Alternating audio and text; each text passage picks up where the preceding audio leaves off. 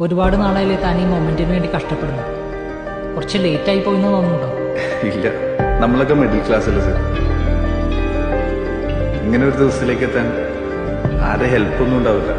നമ്മൾ തന്നെ സ്വയം കണ്ടുപിടിച്ച് കഷ്ടപ്പെട്ട് തന്നെ പറഞ്ഞു. അപ്പൊ കുറച്ച് വൈകിയാണെങ്കിലും എത്തും.